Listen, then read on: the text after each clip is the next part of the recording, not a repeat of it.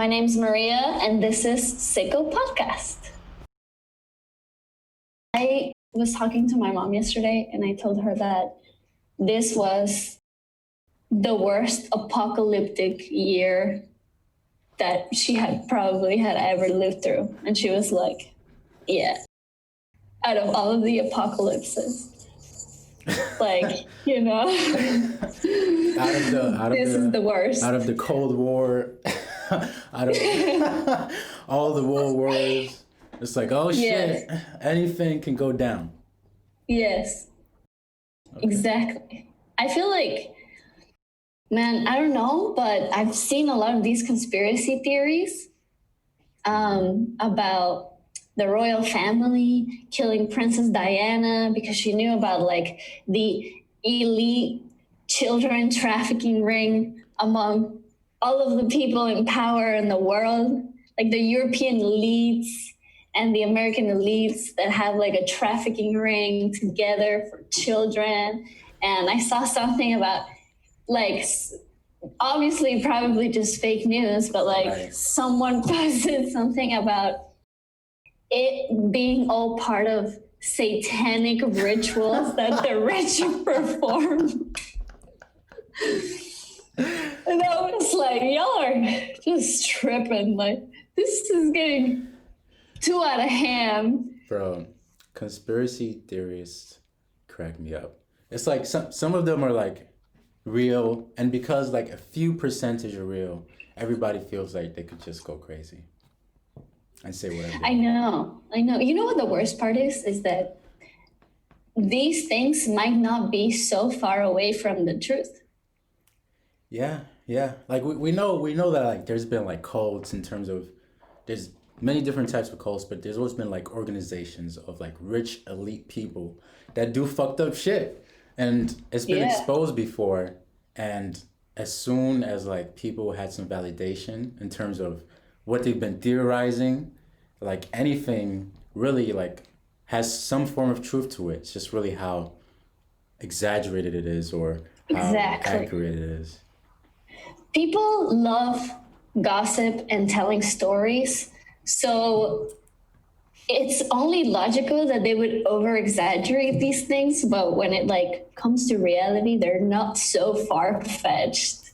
Like we all saw Jeffrey Epstein's documentary, and we all saw those videos of Trump hanging out with Jeffrey Epstein, like mouthing like, oh, she's hot around the corner. And it's just a room full of underage girls. And I'm like, I do believe that there's an elite trafficking ring. Whether I believe that it's part of a satanic cult, I don't know, but like, it's like the whole Jeffrey Epstein thing happened, and some people were like, "Oh shit, he's about to snitch. He's about to expose some people." And then I thought he was gonna do that. Other people were like, "All right, yes, he is gonna do that, but he won't get the chance." And then, as soon as his suicide happened, everybody was like, well. I was just going to ask you whether or not you thought he had actually committed suicide. No way. I feel like even if you don't believe in conspiracies and shit, like if you're like just an intelligent person with like common sense and you see like, just like, oh, he just happens like to commit suicide and the guard just happens to have not been there to check on him and the cameras just happened, like it's just too much. It's like, all right, something fishy went down. Like, well, Jeffrey Epstein's brother ordered to do like an autopsy, and the fracture on the bone that is like in close to the neck, right? It's like like rough. Like you don't get that from just strangling yourself in a bed. It's like blunt force. Right. Yeah. I think I saw that or I heard of that in Joe Rogan's podcast. He talked about it. Oh yes, I just had to see the whole entire documentary, and it's like super rough to watch. Yeah. And you can tell this is a sick man. I watched some freak shit. I watched like the the first one, or I think like the first 20 minutes of it. It was at night, and I was like, "Damn, this is too depressing." But Yeah. I'll watch this later. But from what I saw, it was just like crazy that, just like the pattern in terms of how we got these young girls to like do stuff or violate them. You'd be like, "I need a massage," and then I guess they wouldn't fall for it as easily because like his wife or whatever was also part of it, and it's just weird. It's just weird. And it's gross. Super gross. It's disgusting. Like, these people really do this shit. They're like, hey, I can get away with it. Like, why not do it? I can't like imagine just like knowing a person like that. Just like, so you said you're gonna ask her for a massage, knowing she's underage, and then you just touch her inappropriately, and then she cries, and then you're like, oh, it's gonna be okay. What do you want? You want some money? Like, where's the logic there? Like, be logical. Though I want to know where Ghislaine Maxwell is. That's the wife. That's the wife of Jeffrey Epstein. Did they cover her in the documentary? Yes, but she wasn't interviewed, and like nobody knows where she is. Like, no social media presence, nothing, and she's denied all allegations against her, saying that that's not true, that she didn't recruit girls. And I mean, obviously young girls would go to Jeffrey Epstein's house willingly if they were invited by a female. Yeah. So like, where is Ghislaine Maxwell, and why isn't she in jail? I feel like she just might try to play the victim role. Worst case scenario, go from denial to, I feared for my life. I only did it because, he was a monster. And she can do that because he's dead. He can't really defend himself. And she'll probably get support from, the elite or whatever. Because she can't talk. She can't say shit. Otherwise, she's out of there too by suicide. Yeah. Speaking of conspiracy theories, have you, do you know Anonymous, the hacktivist group? Obviously, everybody knows Anonymous. Yeah. So they are the ones that are not, I wouldn't say saying, but kind of like promoting this idea that the world elites are getting together to have like a mono regime or something like that. Something about Trump and Putin and the dictator of China, like joining together for a mono dictatorship of some sort. Like a big three, or like kind of like that. Some fascist idea similar to that. Man. The crazy thing is about that theory, that's not something that I'd like rule out. Right, because Trump admires dictators, and he wants, like, he treats his administration as a dictatorship, sort of. Like, it reminds me of Animal Farm, like with, I think it was Napoleon, and he was just like, it started off like, it was very slow. It's like you try to fire somebody, like if you talk against me, you're fired. That's the form of setting that standard, and then people from the outside looking in, it's like, that's like kind of crazy. It's within your power to do so, but no one has ever, been that abusive with their power. So because he can, he's still in office. Yeah. But, and all this bullshit about him trying to invoke martial law, I was like, okay. Calm down, Mussolini, okay? Listen. Dude, you can't just like do that just because se te da la gana, and like you just want to, just because like there's a 10th Amendment and it's there for a reason. It's like this guy has never read like anything about the Constitution, like any of the amendments. It seems like he probably doesn't even understand them. Like I feel Trump reading some sort of metaphorical thing in either the Bill of Rights or the amendments or the Constitution, and him taking it as something literal. He probably thinks he's above it. Like, Definitely. like his whole life has been really privileged, and even through failure, he's managed to stay wealthy and up with team of power. Like, everything's literally worked out for him. Like, if you think about Trump, like, he wanted to take office or whatever, and that's when people were just like taking him as a joke, but it worked out for him. He just became president. He literally made a fool of us all. I feel like I don't know. In Mexico, we would say that nos vio la cara de pendejos. Like, what does that mean? He was already looking at our stupid faces. Yeah, he was already looking at our stupid faces before we knew they were stupid. Right. Not him, probably, because I feel like he's too stupid to really grasp what's going on in the world. He probably quotes the Bible literally too. He was definitely surprised that he won, but he did. It just worked out for him. But thank you for joining the podcast. You're the second guest. Yeah. Second guest that I have. I talked to David on Sunday. We had like a good conversation, and we always have some dope conversations. So I thought of you immediately. Nice. Yes. Perfect. I mean, that moving back home with your parents type shit feels weird after I've lived alone for 4 years. Yeah, is that your room right there? Oh my God, yes.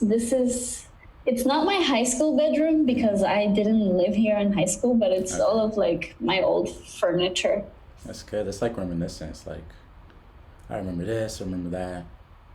They're mostly all bad memories. But they're not, but like if you liked high school or if you peaked in high school, then that's pathetic. Yeah, high school is like, it's like a weird time. It's just such a weird time, bro. Nobody peaks in high school. Yeah, it's like a time of like self-discovery. Like if there's anything good that comes out of high school, if you come out with like knowing like, okay, like this is my identity, or knowing yourself as a person more than average, then that's a win. That's a W. That's definitely a win. But I don't know. Young people are really stupid. I am still so stupid, I feel like. Same. I'm trying to. But the difference is we're trying to like, we know, like, we recognize, we're kind of dumb. We gotta learn this, learn how to do that. This is one of the reasons I started a podcast, because I wanted to learn how to talk again, like just like have conversations with people. Right. And really just be entertained, like have a good time talking, take something from the conversation, and remember the conversation. Yeah, I feel like I really haven't had like a good social interaction in a while.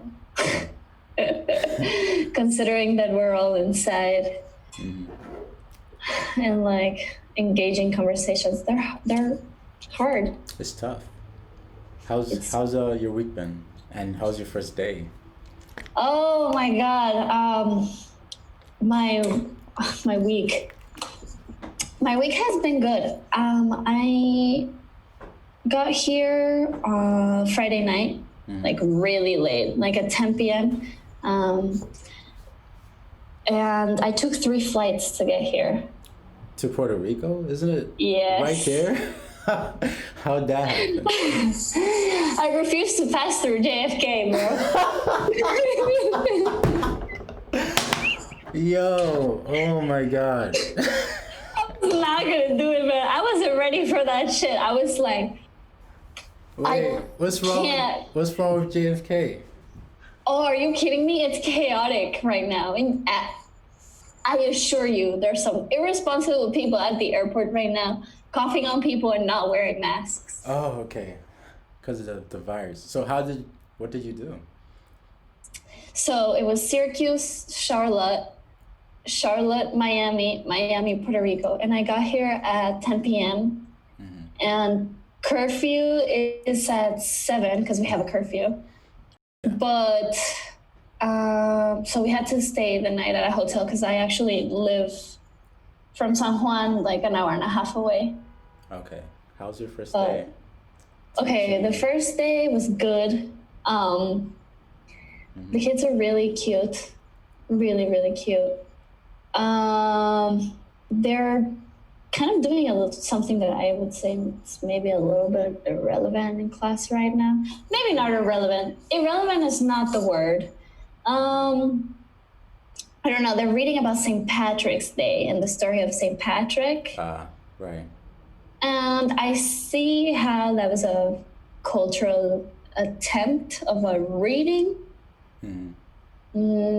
But most of these kids are kids of color, so all of them are, so I don't know how they could relate to the reading. I don't know, but it is like, it was a good book. It's part of a requirement for kids to have like both fiction and nonfiction and picture books and all that stuff. And I don't know, I'm excited. I just ordered actually a book for kids. It's called Different. It's by Chris Singleton. And he has this like movement or type, I don't know if it's an organization or like a brand called Love Your Neighbor. Right. And he lost his mom, I believe. I don't know. Haven't read too much of the story. But he said that he created the book because he had lost his mom at a racing incident at church. And he just has this brand, and the book is new, so he's taking pre-orders, and I was like, I'll order it for the classroom. Okay, so, look at you. Already coming in, making your thing, talking some shit. Like, yeah, I want to stir up things in the classroom. No, not like that, but like the other day, this is super inappropriate for the teachers to say, but it is not my statement, okay? Okay. My friend Save told me that I should raise cop hater children.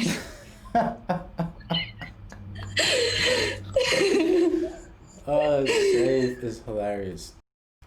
He said, teach them young. Teach them young. Yeah, but... I was like, wow. That's hilarious. But yeah. But to his point, it would be important to like, not teach them to hate cops, but like just teach them, just to understand like, oh, things are, this might happen, this is how you should act. And yeah. Just socially conscious children. Yeah.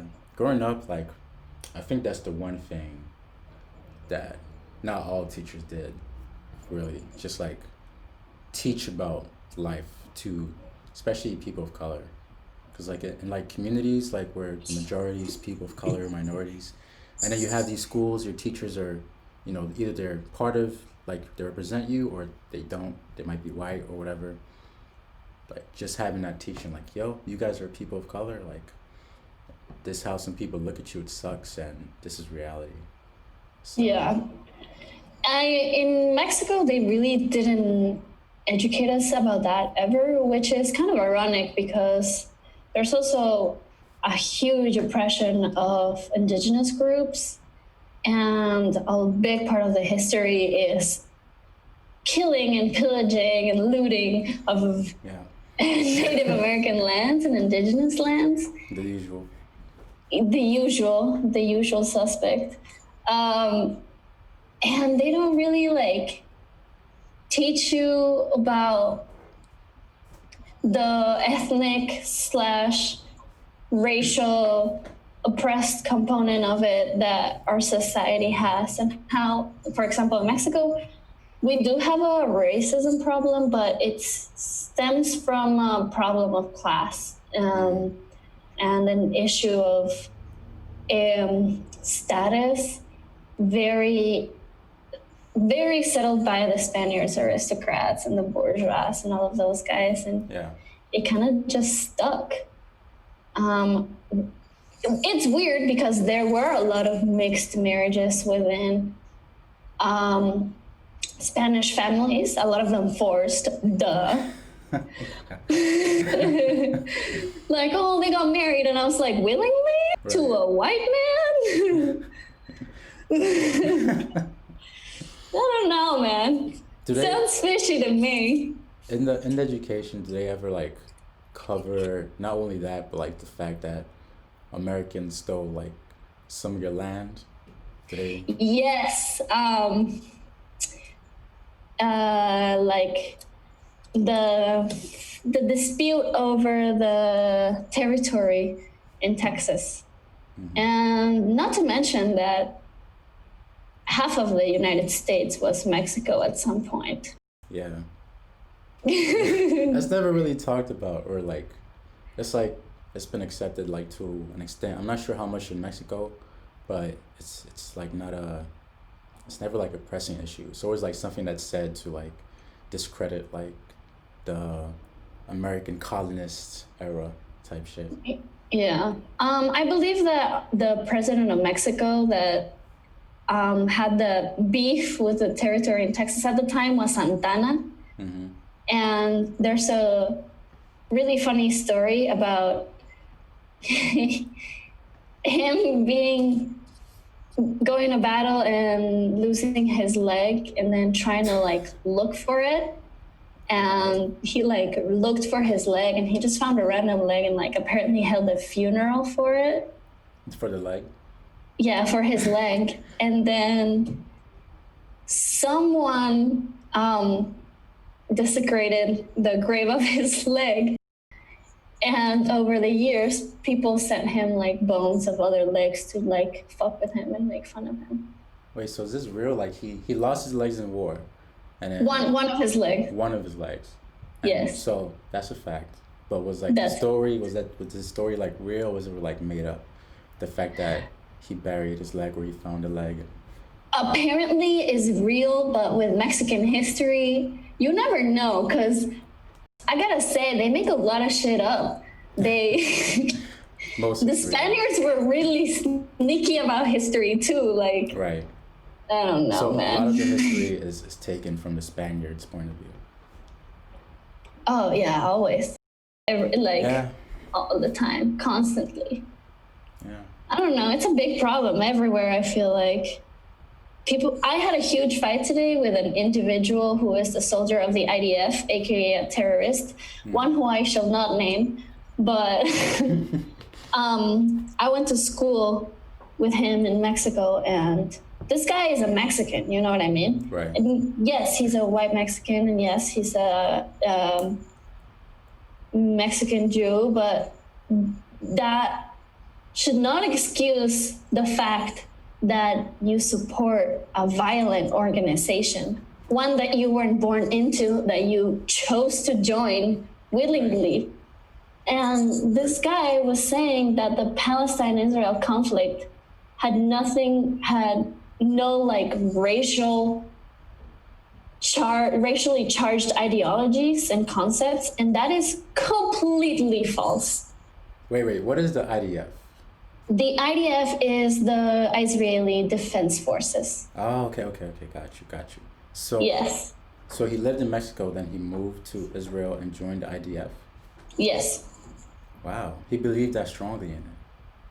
Yes, and he believes really strongly and says really imperialistic things like, you know, how the IDF right now has the power to exterminate, that's the word he used, all Palestinians, but do not do it out of the kindness of their heart because they're letting them live there legally and have rights, which by the way is completely false because for starters, Arabs and Palestinians living in Israel have a different identity card than Israelis. So is this coming from like his Jewish upbringing that he? Yeah, I think so. And he said that he used to think more that both sides had a lot to offer instead of one more than the other. And I just outright told him, you can either be on the right side of history or the wrong side of history. And you, my man, are on the wrong side of history, advocating for genocide of Arab people that were looted of their territory. And he was saying that it was like really bad also what they did in the American colonies. And I was like, dude, it's literally the same concept. You are taking the same things and doing them in a different part of the world. And he thinks he's righteous in it. It's Yes. so He thinks the IDF, and I quote, is a humanitarian military. Did you hear what I just, doesn't it sound preposterous? Like, it's ironic.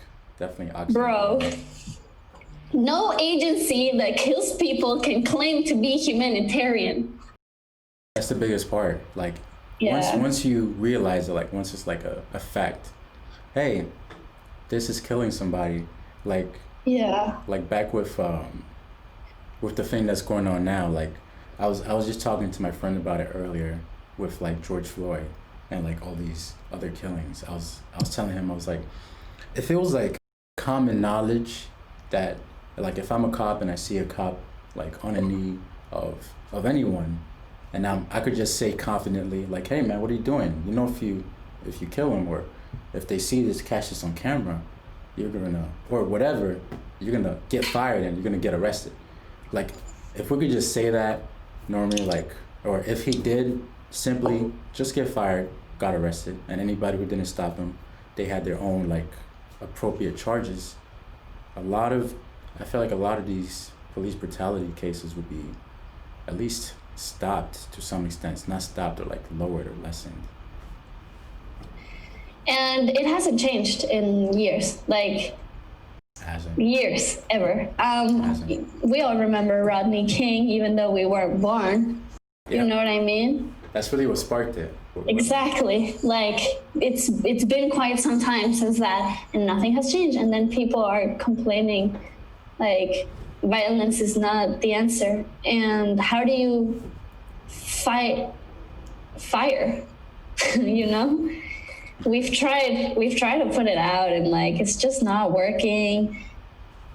A lot of people do not respond the same way, and I've still seen a lot of people on the internet like advocating for like the use of brute force to disperse protesters and to arrest African Americans and people of color, and it's just like, it's so sickening. At least I feel like the protests and the looting and the violence has led this to have a global platform, which in many ways, I think that's a positive outcome of this. In this case, the revolution is being televised. It is. But, it is. It's like, yeah. It's crazy just watching everything unfold. It's like for me right now, like social media, it's like you can't get away from it at all. And it's even outside of social media, you can't really get away from it. And for me, I've always been like, at a certain point of time in my life, I was just like numb to like these cases and things like that, because I don't know, like I've been doing a lot of like self-reflecting lately and just thinking about it. And it wasn't until the Ahmaud Arbery killing, that he was just jogging and he got shot point blank with a shotgun. That's the first time like in a long time that I was like jolted. I was like, oh, like I like sort of like came back to reality in terms of just feeling frustrated. And then And Breonna Taylor. yeah, like if we think about like why these protests are so intense, it's because like this all happened like very quickly, and 2 out of the 3 were caught on cam. Like, but I think the main things that sparked this was the Ahmaud Arbery video and the George Floyd video, because the Breonna Taylor, that sort of like wasn't covered, because like the George Floyd thing happened, was the first thing to hit and the first thing to hit the fans. Like Breonna Taylor, it probably would have also sparked it, but the George Floyd thing, it's just such a crazy video. Like, it's cruel. It's tough to watch. It's like queasy feeling. And I was talking to one of my other friends, and he was saying, like, a lot of people don't understand that the difference between George Floyd and I is that they don't know him personally. And he's asked all of his friends and acquaintances to like think about it as if it had been him, which there's no other way to describe it. It could be anyone, absolutely anyone. And if we just like let this slide, what does it say about us letting slide what happens to other minorities? It's wild. Like the fact that it can happen anywhere. It took me like a while to like really feel that, because like, you know, high school, like you're in your own bubble and things like that. Like think everything is dramatic and whatever, but it's mostly just stupid, dumb shit. High school shit. And I think like right then, like back, like thinking, like in high school, that's like where, as I mentioned before, like identity. I was more like on what's my identity? What do I identify as? Because like in middle school and like growing up or whatever, I dealt with like racism, but I wasn't like in a black neighborhood. Like I was in a Dominican neighborhood and things of that nature. Had a lot of more Dominican friends than black friends and whatever. So I was like, in I wasn't always like forthcoming or like, this is who I am, this is where I'm from type shit, because of the perspective of like Africans and whatever. And then in high school, I remember like the first day I saw like, luckily my high school was diverse, and I think that's the importance of diversity. There was like black people in my high school, there was white people, there was like Muslim people. I remember like seeing the first time like the woman with I forget what it's called. The hijab? Yeah, she had a hijab on, and we were just having a regular conversation, and she was like, you know, she was like, oh, this is where I'm from, blah, blah, blah, and she was saying it proudly, and I was like, that's really what changed me. I was like, I can do it. Like, if she can do it, I can definitely do it. There's no reason. And that's like was my focus in high school. And in college, it was more so like in Syracuse, like just like seeing like some of the racism there, and also seeing like all the videos that came out like during college. It was like, damn, like if I didn't live like in New York City or New York State and just moved out, like I'd have to be a lot more worried than I am now all the time. Yeah. It sucks. Definitely. I think for me, becoming racially conscious was definitely a process like any other ally. You make mistakes, bro. You make mistakes, especially if you come from a very inappropriate, like politically incorrect environment, as Mexico can be. Right. So I think for me, my first, like, at least one of the first African-American, no, she's not African-American, she's Canadian. One of my first black friends was from camp. Mm-hmm. And I didn't think much of it until she said, a lot of people think I'm adopted because her mom's white.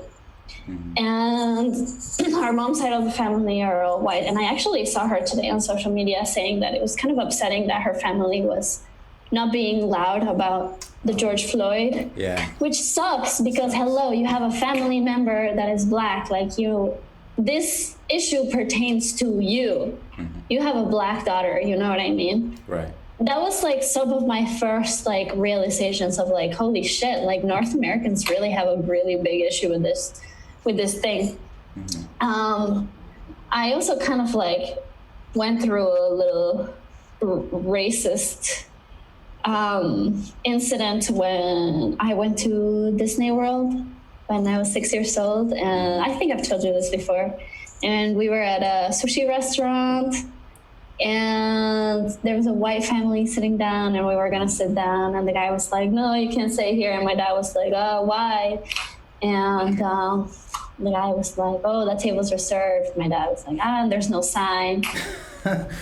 There was something along the lines of get back to your country, and one of those little soy sauce plates thrown at my dad's khakis. And wow. I sort of that's the first moment in which I was like, what? That was damn. That's so dramatic. so dramatic.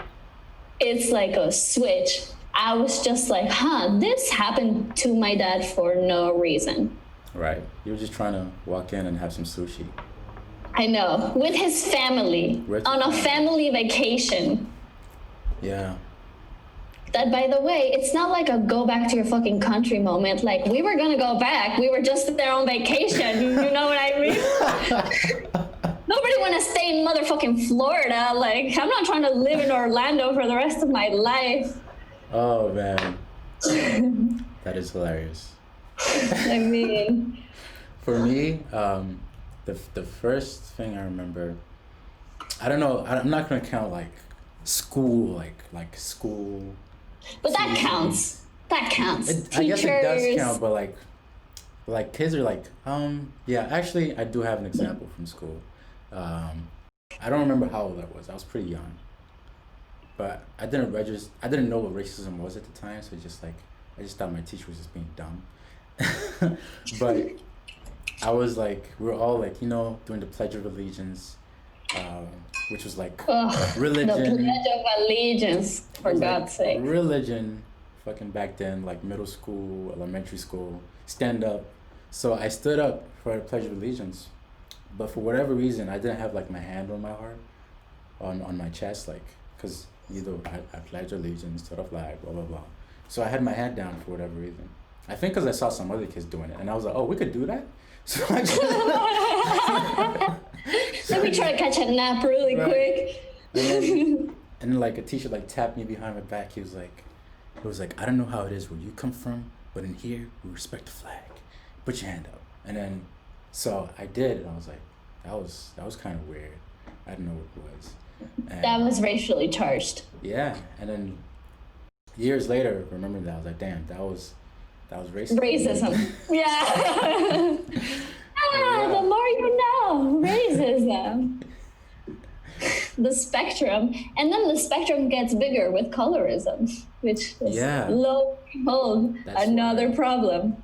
That's why it's systematic. It gets you everywhere. Yeah, bro. Just sneaks up on you, like, fucking just... It's tragic. I think the most woke moment for me has been Syracuse.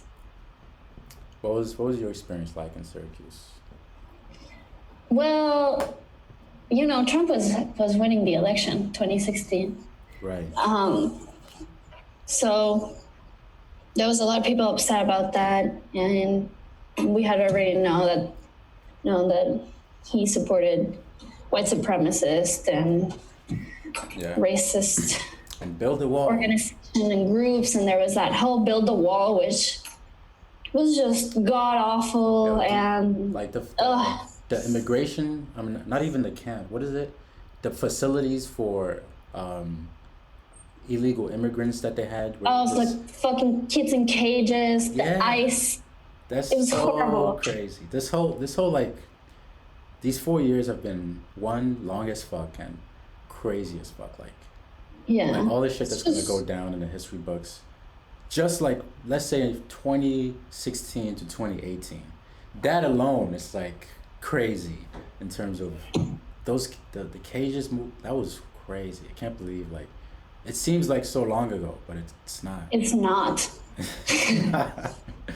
It's really not. And I was actually also talking about this with another friend, and she also said that when the ICE and the kids in cages thing happened, Black people were some of the first people in the streets, along with other people of color, and it is kind of unfair that I've seen other Latinx and Whitexicans that are not willing to support the movement when Black people were the first ones to support the movement that they were fighting and had so much pain for.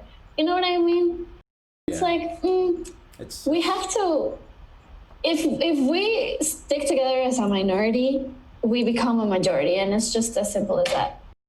That's like the genius behind like racism, and like just the concept of how like intentional it was whenever colonists conquered an area. Like they had very simple, we're gonna conquer this area, we're gonna give this group of people who are the majority or whatever, or the minority, whatever, this group of people in this country, we're gonna give them privilege and power, share some of our privilege and power, and then that will make them hate each other. Like just like that. Just take over, bring in hate, make it systematic, then leave. And that's really the only reason why like as a minority, like as people minority, we're not necessarily together, like either as a minority or even in your own like community, like as you mentioned, like white Mexicans or whatever, like just the colorism in Mexico, Mexican identity, like in Israel and fucking Iraq and all these places, like pyramid scheme in India, it's all the same. It's all the same. Yeah. And it's kind of like the United States has invented the pyramid scheme on racism and colorism, because it's a huge network. And I never thought it was as deep as it got until I started studying at Syracuse. Mm-hmm. And I was like, damn, they really did that? Like since the beginning? I think the thing that shocked me the most was 3/5. Yeah, they're like, all right, here's some rights, but we can't concede that we're equal, that we're all human, and it's whatever.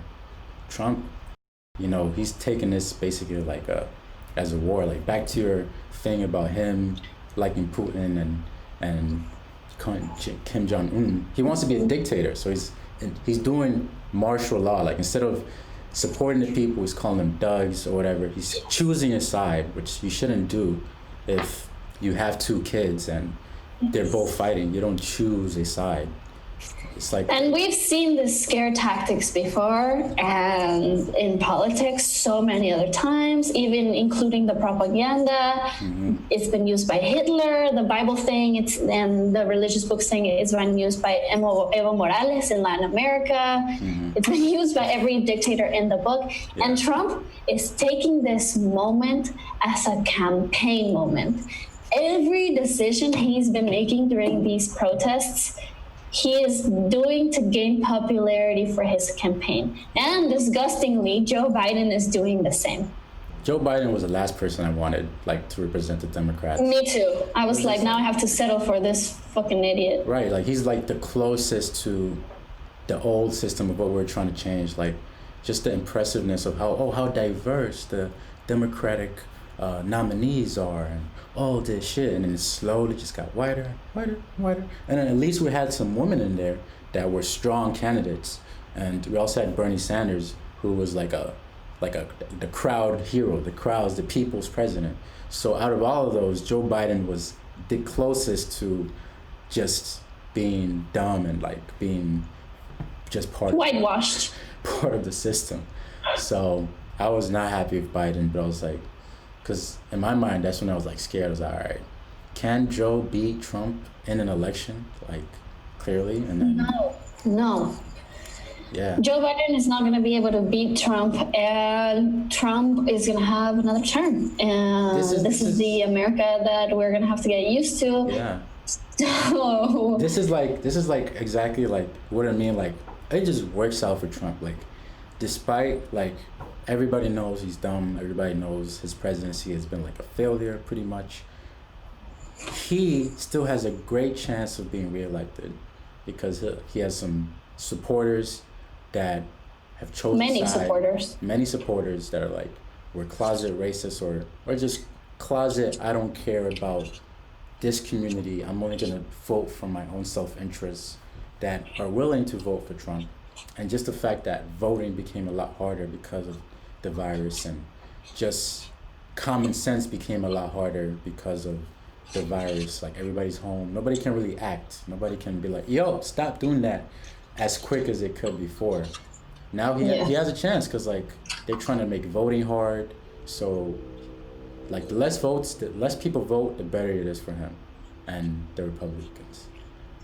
He's not only trying to make voting hard, he's just trying to make, he's trying to censor media, which is just like literally the first thing. Yeah, I heard about that. Mentioned. Because Oh Twitter, my God. Twitter fact checks him, and he doesn't like that. Oh yes, I try to fact check Trump as much as possible, Man.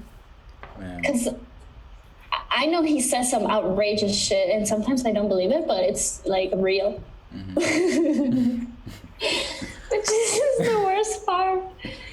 I don't know how to feel about having another Trump term and surviving it, because that's We're barely surviving right now. So what you said about him trying to align with Putin and North Korea and probably take over the whole world, like I would hate, like it would just be so annoying. Like, oh my God, am I really part of a? oh annoying. Like, I could just imagine, like in Germany, just that one chill dude smoking weed on his windows, like seeing some people like this just marching outside. Like, oh my God, is this? Am I really German? Oh my God. Not again, you guys. Like fuck. Not again. Oh my God. Oh, also I saw that lovely social media post about this guy doing the Hitler arm and getting punched, like sucker punched in the face. I didn't see that. Like swipe for a surprise, and it's like him doing the hand, and then the picture of like him with his neck blown out. It's like his head left his body for a minute.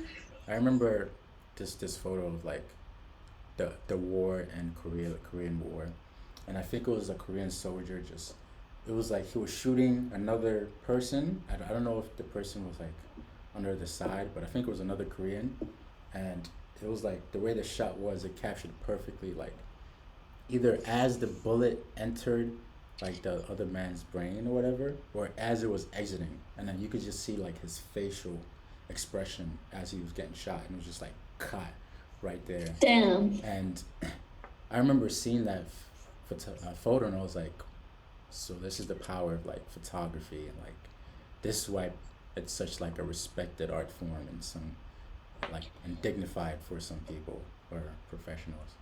But when I was talking to Dave, he mentioned that he was talking about the one of the agendas going out in terms of if you don't actively like support or post something or speak up in terms of via social media, or I guess in general, that means you're a bad person. We have been so brainwashed in history and in like learning in school and everything about avoiding speaking for Black issues if you are a white person, and there's no manual on how to be a good ally, and there's especially no manual on how to teach a person how to be a good ally because it doesn't exist. And it's just a matter of like, I guess, like listening, being sensitive, and sometimes when you're insensitive, whether it's accidentally or on purpose, you apologize. You know what I mean? Yeah. I also think that there's just too many voices right now. Like literally everybody's speaking, and that's why nobody's like really listening, because everybody's like, I'm gonna post this and this is what I believe, and if this person says something else, I'm gonna get in an argument. Like I saw something on social media. There's this guy, not gonna mention his name. He was a Cuse alum. Like I met him a couple times. I think it was class 2020, and yes, I think I know who you're talking about.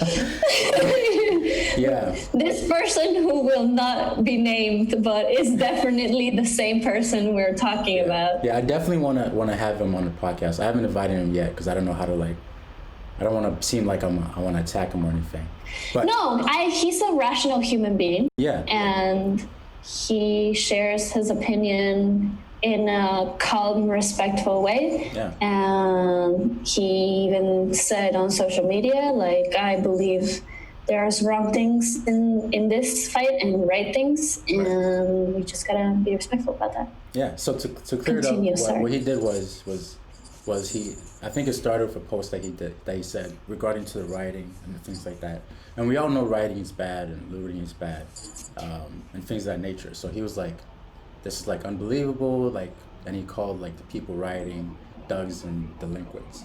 And, you know, to be fair to him, it's like rioting is bad, looting is bad, it's against the law.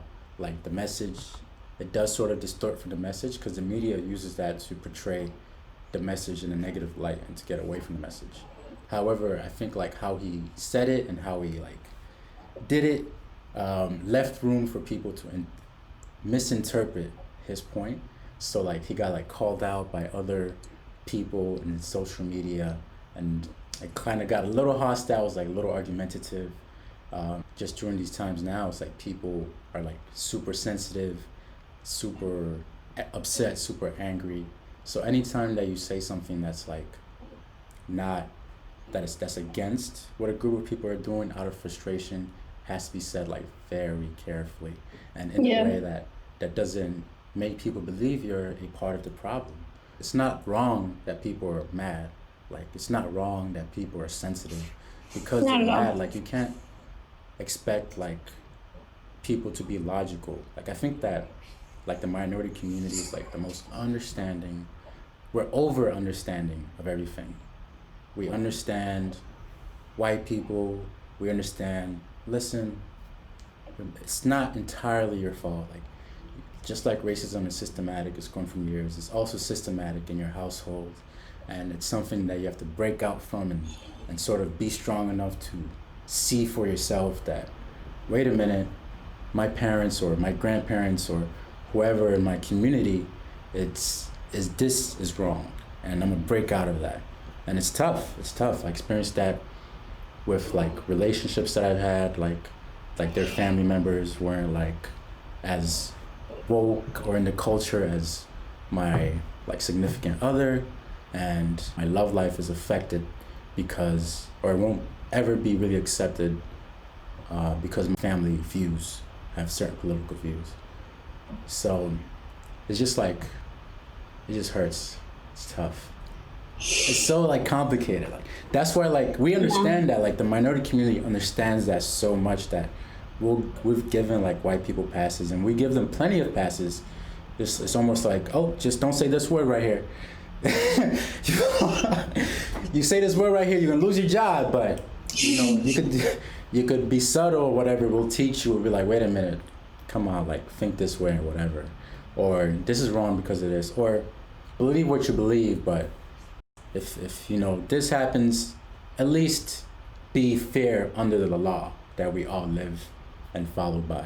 Like if a cop kills a black person wrongfully under the law, murder equals jail time. That's it. That's all it is. So you can't disagree with that. Like if I ask 100 people, hey, does murder equal jail time? Like wrongful murder, not defending yourself or whatever, does wrongful murder equal jail time? Yes, 100 times out of 100 times, regardless. Yes. I mean, I don't think there's any other way to put it, really. It's rough. There's so much roots in this. And I don't know if you saw the anonymous video going back to conspiracy theories, but they highlighted that the Minneapolis police and the Minnesota police is actually one of the most violent in the country and responsible for most like police brutality against Black people. And all of the cases that have gone unheard of and like just overlooked by media, by officials, by the government, it's not the first time that this happens. And the worst part is like, it also doesn't feel like it's gonna be the last. Yeah. And that's why like the people who focus on the negative aspect of the prospect, which is the writing and things like that. Because I was having this argument with one of my best friends who happens to be a cop. Because me, like we're in this group chat, we all grew up together, and we see his posts, and it's always like his message that he's putting out through his posts is, there are more good cops than bad cops. Like statistically speaking, blah blah blah. I think his number is 1% of all cops in America are bad cops. So there's like 700,000 cops, 7,000 are bad cops. And he didn't really understand why the consensus disagrees with that. Like there are more bad cops, or it seems like only bad cops are talked about. So in his message, he's like, the riots are wrong. This distorts your message, which is a fair point. And he's also like, not all bad cops are good cops, and we don't all believe in this, which is a fair point. Yeah. But me and my friends, like, we had a debate with him, a healthy debate. We were upset that, or we didn't understand why he didn't, like, his support for like the pro cop or whatever movement wasn't reciprocated the same energy for the protesters. Because like not all protesters are bad protesters. Not everyone is looting and etc. He didn't really display that message. And we were really just trying to understand that. And like for me, out of all my friends in our group chat, which is funny, is because I'm like the only black person in that group chat, because it's like my friends that I grew up with, they're all Dominican.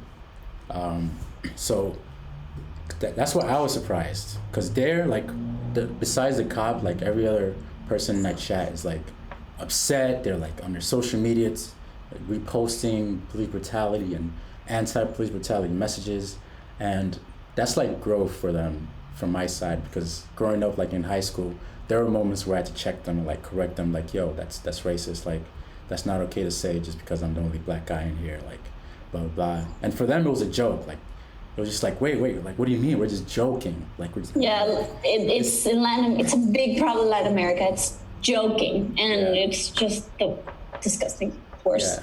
And I had to explain to them like several times until like they finally clicked, like it's not a joke for me, like it means something a lot more than that.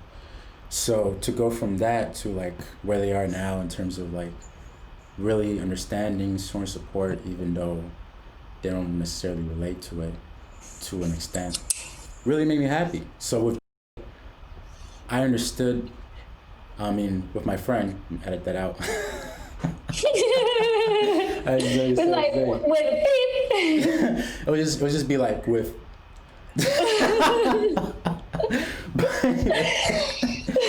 Anyways, as I was saying, with my friend, it's like I understand him or why he's not doing it, because that's just, I feel like they brainwash cops as soon as they come in the force.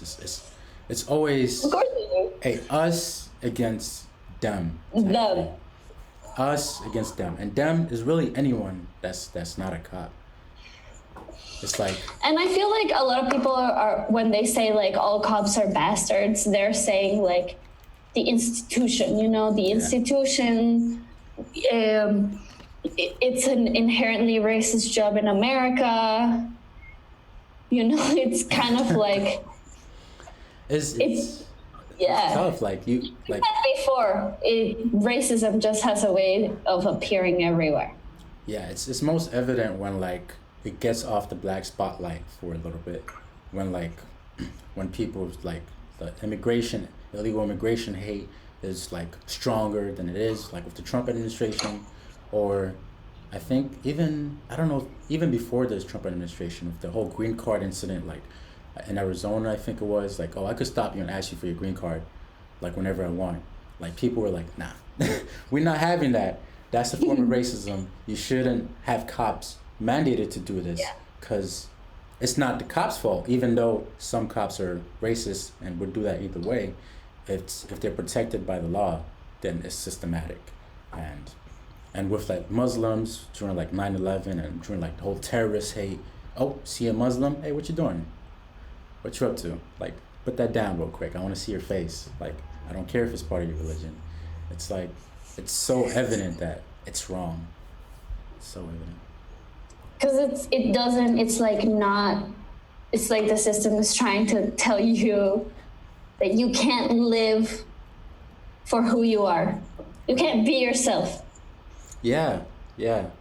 And back to me understanding my cop friend's perspective is like understanding, just knowing like, oh, he's definitely been brainwashed to an extent to believe that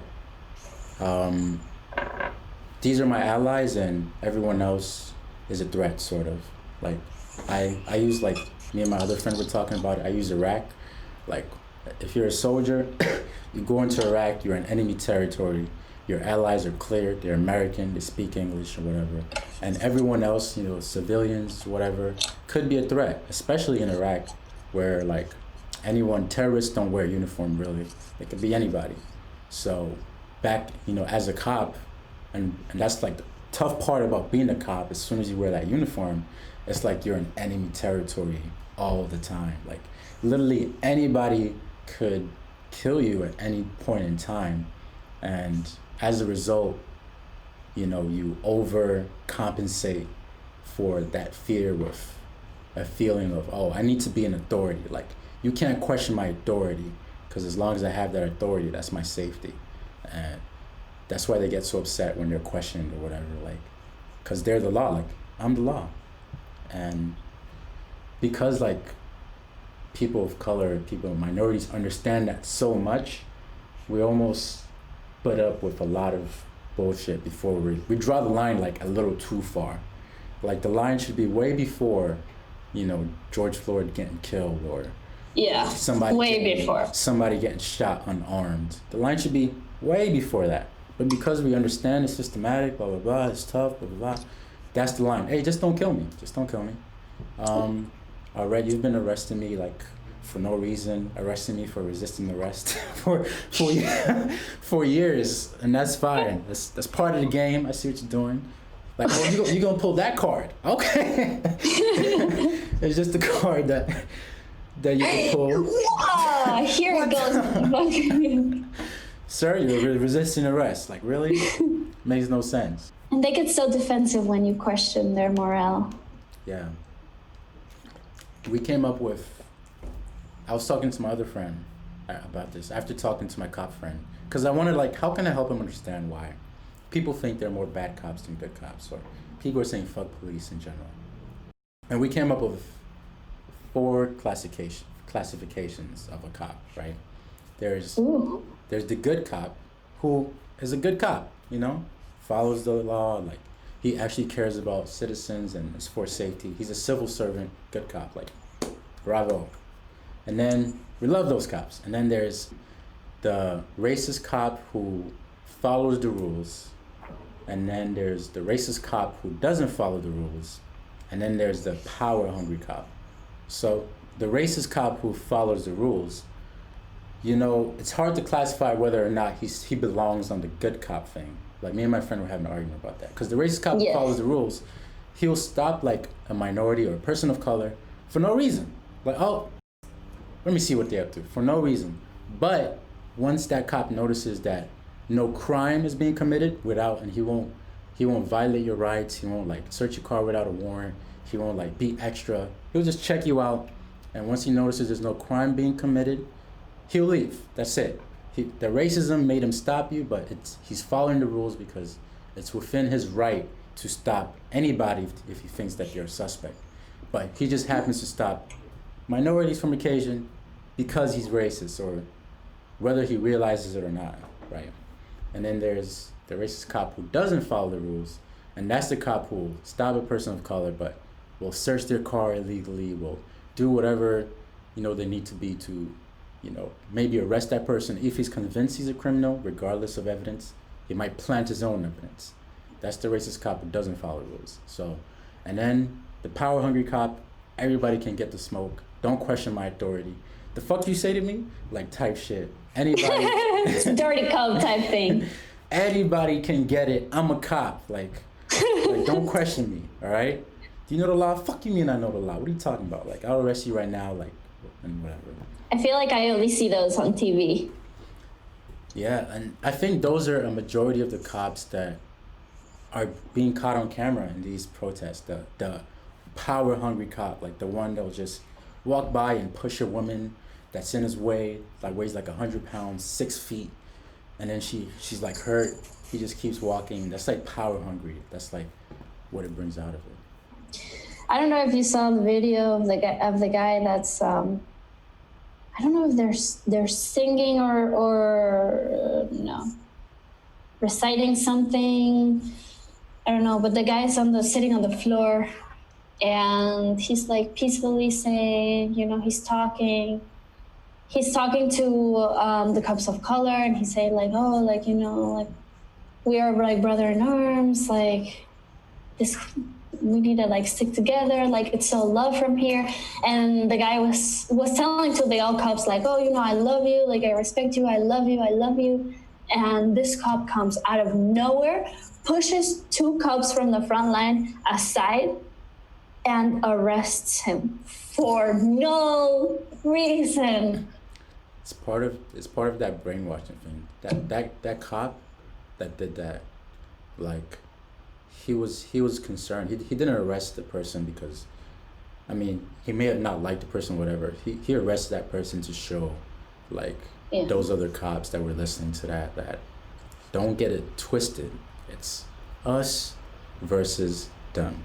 Like, don't get it twisted. Don't, like, that's just really what it is.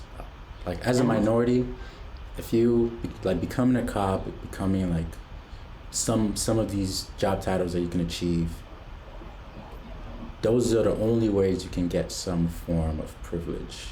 Like, really speaking, like, if once you wear that uniform, you're not just black, you're not just like Dominican, you're not just Mexican, whatever. You are a cop. You are a soldier of the country. You are law enforcement. And now it's us as cops versus them. Like, your color is blue. Whatever your color was before is blue. Your flag is blue. You have a badge and stuff and shit like that. And some people buy into that because, like, we're not used to privilege. So, like, once you get that power, it's like human nature just to be like, whoa, like, I actually like this. Like, what? Like, wanting to retain it. Yeah. That's all it is. Yeah. It's a dangerous game. Very dangerous. It's a dangerous game. Once you get a taste of like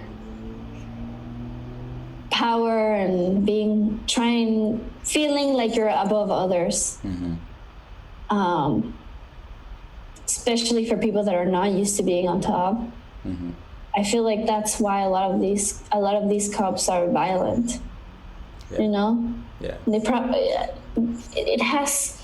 there must be some sort of thing related about their past and them wanting to be superior and achieving something and kind of play God in a sense.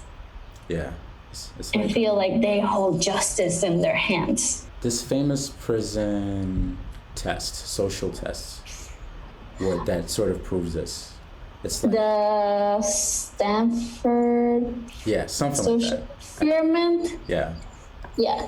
So that experiment, like, for those who don't know, it's like they put a random group of people together, like maybe a group of 30, and they randomly selected people to be prisoners and people to be guards, and there weren't really any rules. They just left them in a fake setting, in a fake prison for like weeks or a couple of days. I think it was probably a couple of days, just to test to see what would happen.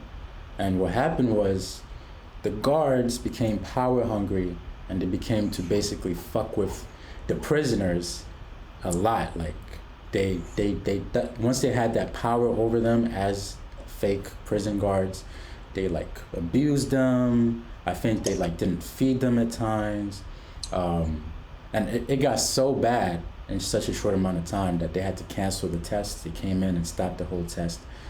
And the whole time, like, after they interviewed the guards and the prisoners, like, why did you guys follow this? It's fake. Like, as the minority or as the people who didn't have power, they bought into the authority because it was part of the test. They were in the setting that they all agreed to, so that was just their life, and they just let themselves get abused by the guards who had no right to be, like, had no literal right. And the guards they just had the power, and once they got a grips of that power, their pride made them overcompensate, which is crazy. It was actually a 1971 experiment. I thought it was much more recent than that. Me too. 71. I mean, it makes sense because, like, I guess sooner, like, because experiments like that were banned because it's inhumane and things like that. Yeah. It lasted from August 14th to August 20th, so 6 days, like a week. Yeah. Can you just imagine, like, in a span of a week, like, either you find like somebody just turn into this vile, disgusting thing where you're letting the power get to you, and then there's a movie about it, I think.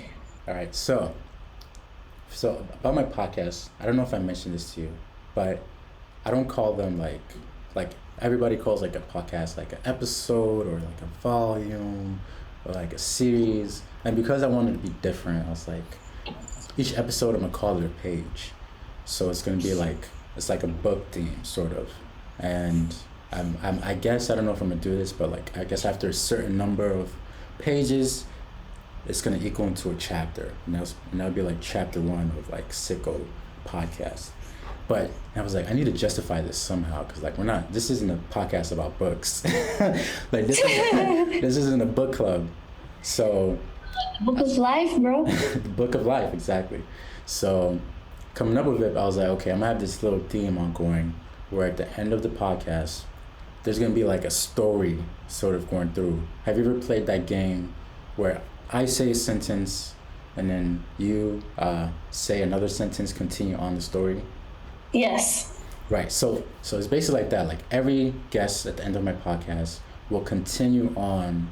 We'll say a sentence to continue on a sentence that the previous guest said, and it'll just be like a whole thing throughout the podcast. And I guess sometime I'll like do a compilation of chapter 1 and just show like what was the story these guests said. Like, did it make sense? Like, what is it? It's interesting. So, so I said a man walks into a bar, and then David, he said the most. Out of all the things that was possible, he said something I didn't expect, which made it great. So I was like, a man walks into a bar, and Dave was like, and then he wakes up. And then he wakes up. So, oh, that's good. So that's a sentence that you have to follow up. So a man walks into a bar, and then he wakes up, and then you could say whatever you want. A man walks into a bar and then he wakes up? Yep. You can say whatever you want. Then he went to sleep, or then he met a woman. I don't know, then he made some coffee. Whatever the fuck you want.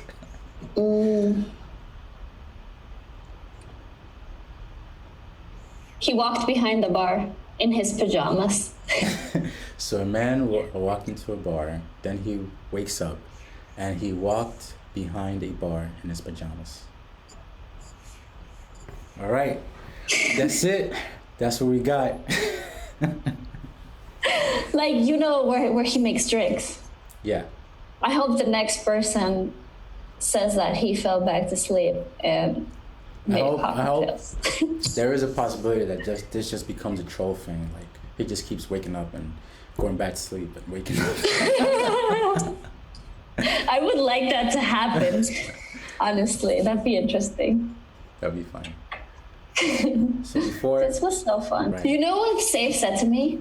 What? He goes, "Oh, he's starting a podcast. He has a perfect voice for that." Really? That's funny because like usually everyone like hates their own voice. Like sometimes when I hear my voice, I'm like but people always tell me like, "Oh, you're so soft spoken," blah blah blah. Yeah, so it's so like, welcome to my podcast. I'm cool. I'm just chilling. Some people have like the perfect, just a great media voice. Like, it's funny how I never understood why it changed. Like back in like the 1950s or 1940s, they're like, and welcome to today we'll be talking about speaking on the news and coming up is the ferry London, blah, blah, blah. And now it's like. And back to you, Tom. Yeah, Tom, Sherry, and blah, blah, like it's more, it's different, and When did that change? Was it like in fucking news journalist school? They're like, all right, this. All right, we're changing it. We're changing the format. Nobody should do that voice anymore. Yeah. It's more like today in the news. All right. Let me officially end the podcast. Okay. All right. This is the end of page 2. Appreciate you, Maria, for pulling up. It's always a dope conversation. Hope to have you back again and again and again and again. And that's all. Bye. Always chilling. I'll see you soon when this shit ends. Yes.